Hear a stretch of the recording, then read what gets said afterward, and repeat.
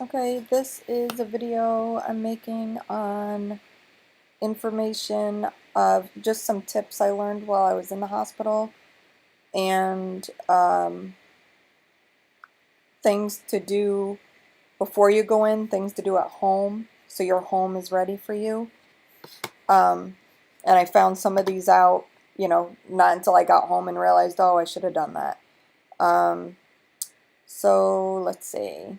And I do have another video on what to pack to the hospital. If you want to click on my channel below, you can see all my videos, my pre-surgery, my in the hospital, what happened, and my post-surgery. It was open heart surgery on my mitral valve. So for home, well, okay, so before your surgery, you want to have your home ready to come home to. You don't want to have to worry about anything. So the first thing I did was I paid all my bills for the month ahead of time. So I didn't have to worry about, was that due? Did I pay that? Because I actually, while I was in the hospital, I actually saw a patient with her checkbook um, with bills, writing out checks for bills, and you don't want to do that. And I actually saw on a list of what not to bring as far as valuables, they said don't bring a checkbook. So if you can, take care of that at home before you go. And make up a calendar of who can stay with you the first 2 weeks because you shouldn't be home the first 2 weeks alone. Even if you feel good, you're going to realize there's something you couldn't do on your own. Like, this was so stupid. This morning, I had to use the bathroom, and the bathroom roll was empty, and so I had to change the roll of toilet paper. However, excuse me, the toilet paper pack, sorry, toilet paper package was up on this top shelf of this closet. So, before you go home, well, okay, have someone with you. I also had my son needed to open my prescription bottles for me. My son had to um, go to the bottom shelf of the fridge because it's horrible to bend forward. I don't even think we're supposed to bend forward after heart surgery. So I've actually been bending my knees and squatting to get things, and I'm going to have some massive thighs by the end of this month. Um, so definitely ask your family members. People say they want to help out and say, oh, well, that's great because, I really can't be home alone the first 2 weeks. So these are the slots that I need people. And then the real people that really want to help you will come forward and fill in slots for you. I say that because someone said whatever I needed, they'd be there for me. And the first thing I asked, they flipped out on me. And I'm like, I don't need this. Never mind. I'll take care of it. So make sure, the people know what their time slot is. Or if you already live with people, live with family, then you don't need that. Um, I have my son here, but he goes to school every day, his VOTEC school from 10:30 to 3. So I asked friends to stay with me during those hours so I wouldn't be home alone. Um, let's see. And I also, my blood pressure is low. So it's nice to have someone home that can just check on me every 20 minutes to make sure I didn't pass out or anything. Um,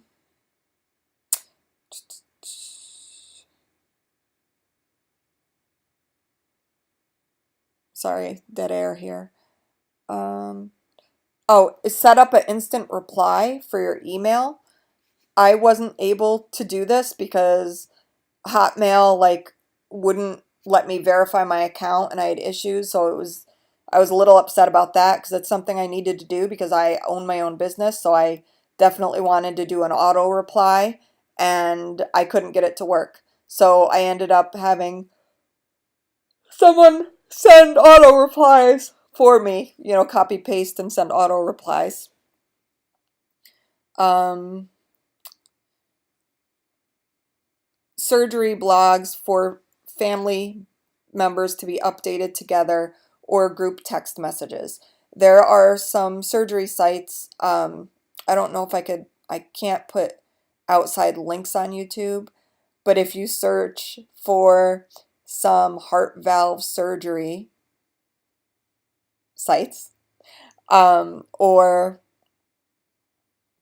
there's other blogs that while you're in the hospital, your significant other or who's ever with you at the hospital can post to a blog or even a Facebook page. People have made up Facebook pages just for their surgery, so they could keep certain people updated on things.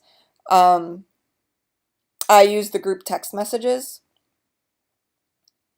I put, whoever needed my family and closest friends that wanted to be in the group message. So we could just send the one message out and they'd get all the updates. However, we did ask them if they wanted to reply back, if they had questions for me, to send me a separate text. Because if they texted in the group text, all these people that were in their group text their phone's gonna be dinging all day with group texts. Um, Meals. I bought a lot of healthy cuisine, frozen meals to cook in the microwave. I also got some cold cuts that I could just make some sandwiches. And actually, um, my son made some for me today that we put in the fridge that are ready to go and eat. So it's like a pre-packed sandwich. Um, put things low. Things that you can't reach up for. Like make sure you have cups or plates or medicines or toilet paper, things that you are going to need to use. Like the week before surgery, as you're doing things, just say, geez, that's really up high and I do this a lot. I better put that down low because I'm not going to be able to reach up high. Because you have this, if you have the open heart with the your sternum and stitches in the middle, you're not supposed to reach because you could pull the sternum stitches apart. And that's a whole other problem. A shower chair. Um, they were telling me at the hospital, the physical therapist, that when I take a shower at home, stand with my back to the water because the water pitter pattering on your incision um, makes some people feel faint and they pass out. And I really wasn't able to stand for long periods of time anyway. And I was nervous about the steamy shower situation. So when I got home, I asked my mother-in-law if she had a shower chair I could borrow because I remember she just had knee surgery and sure enough she had one and brought it right over.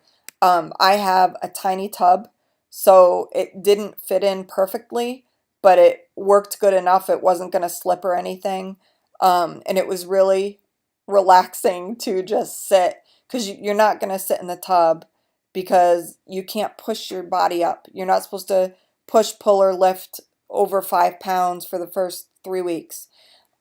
So if you're pushing yourself, you're more than 5 pounds, I'm sure. So the shower chair is very easy to get up and down from. They also make some that can go over your toilet seat to raise your toilet higher for you. There's some that have combos. It's easier to get off a high toilet. When you get your scripts filled, ask the pharmacy for easy open medicine bottles, prescription bottles, because you don't have to have the childproof caps. They just put that on, excuse me, they put those on as default. They do have caps that screw on for like people with disabilities or senior citizens that have a hard time with the push ones. So do that. Also, I came home on 1, 2, 3, 4, 5, 6, 7 different medications. And they're all different times a day. Before I went in, I was just on 2 that I took at night or 3 that I took at night. And I had to take some in the morning now and some at night. So I definitely need to get, and I didn't think I would, one of those pill box things that say AM, PM, and all the days, because it's a hassle to keep looking at the list and okay, which bottle is that medicine and getting them all out. So I'm getting one of those tomorrow so I can just put all my medicine in it. I think they even make them for the month. Like, how cool is that? You just sit and do it once and then you're done for the month. Um, so that's how to get ready for home. And the tips at the hospital. One, I said something in another video that I didn't say here. Oh, wait, I forgot something that's gonna sound gross. Um, your bed tray in your room. You know, they always bring you the cup of ice and a cup. Have an extra cup to spit in, because you're going to be coughing up mucus. You're going to be coughing up phlegm, and you need something to spit it in. Um, so that's something I always made sure I had a spit cup because you don't know when you're going to cough. And also, what I used my spit cup for was, oh, when they had me drink prune juice and I didn't like the taste, so I chased it with the ginger ale they gave me. However, I knew from the day before that the soda it felt horrible. It felt very gassy, made me burp, which hurt my chest. So I had my ginger ale, I drank my prune juice, I put some ginger ale in my mouth, swished it up, and spit it out in the cup because I did not want to swallow the carbonated soda. Um, another piece of advice, always have water next to you for when the nurses come in. They usually bring water when you have to take a pill, but I also needed to do this when I was eating because of the tube that's down your throat's irritated, and I didn't realize, but it made it very hard to swallow, and I would get food caught at the back of my throat, and then I would have to drink something to wash it down. Um, and the ginger ale was good because it was fizzy and it would break up the food. Um, but again, I ended up stopping the ginger ale because it was bothering me with the gas. Um, so the pills, my mom has multiple sclerosis and has swallowing issues, and her occupational therapist told her to, before you put the pill in your mouth, take a sip or two to lubricate your mouth and your throat. Then put the pills at the back of your tongue, then drink again. What a difference that made. Because I told my mom I was having problems swallowing, that stuff was getting stuck in the back of my throat. She told me to try that night and day. Stuff was going right down. Also, sometimes I was chewing food and then I'd swig some water and have the water in my mouth while I chew the food, so I could swallow it easier. My hospital room did not have a call bell on the toilet. The first couple times I went to the bathroom, the nurse stayed with me. When they wanted me to poop and they expected me to sit on the toilet until I pooped, they wanted to leave the room and call them if I need them. Well, when I was able to get up on my own and not need the nurse to get me out of bed, like the fifth day, fourth day, I got on the toilet and I forgot to bring my call bell over.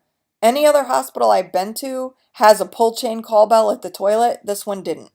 So again, if you don't know what your hospital room is going to be like, keep this in mind. So what I needed to call the nurse because I couldn't reach the toilet paper.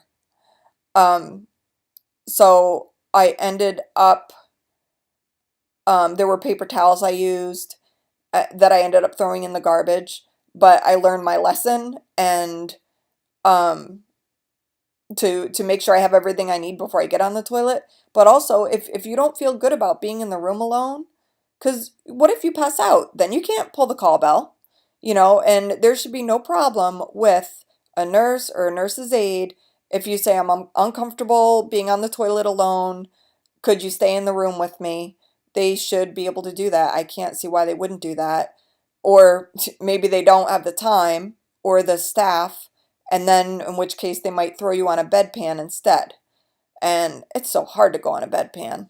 Um, they do that to my mom all the time because she's paralyzed. So someone's got to transfer her out of bed onto the toilet, and they don't want to do it. So they try to just throw a bedpan under her. And her condition, she has gastroparesis, so her bowels are kind of paralyzed. So she needs to sit up so she has the gravity helping her. And she can't go on a bedpan. So she's laying there in the nursing home or a hospital with a metal bedpan under her, hurting like heck, uncomfortable, and she's not going to go. So I don't, maybe if you can go on a bedpan, fine. But if you can't, tell them you've already tried and you can't. So could they please, have someone sit with you in the bathroom? Um, I brought my cell phone and I constantly kept it on silent. This did a few things for me. My phone never rang and woke me up. I didn't have a phone in my room that people would call and check on me. But what it did was people could call anytime, 24/7. They could call me and leave a voicemail for me with questions or just nice messages. And then when I woke up and I was bored in my room, I could play them all back and listen to them. And if I could, I could call them back. Um, so by having your phone, you could tell them, look, because my mom said, oh, I didn't want to call you. I thought you'd be asleep. I didn't want to wake you up. I didn't want to disturb you. No, mom, I have my phone on silent. So call anytime you want and just leave a message. And then when I wake up and I can, I'll get the message and I'll call you. So that worked out really well. And I think that's it. That's it. That's all I have written down. So that's my advice on little tips for the hospital stay. And you can subscribe to see my, future videos on how I'm healing from my mitral valve repair surgery. I had severe regurgitation with pulmonary hypertension. So I started this whole video diary about my situation probably 4 months before surgery or 3 months before surgery. And I also, my son was diagnosed with Marfan's, and someone in my family died from a ruptured aortic root. So we're pretty sure it came from my side of the family. So most likely that's what my issue is, that I was having uh, a dilated, where the mitral valve is, what it connects to was dilated and large. So the flaps weren't reaching each other. So if you want to hear about that and learn about that, you can go to my channel, clicking on my name below. What is it? Stephanie Surgery Videos. And it'll bring up all my videos.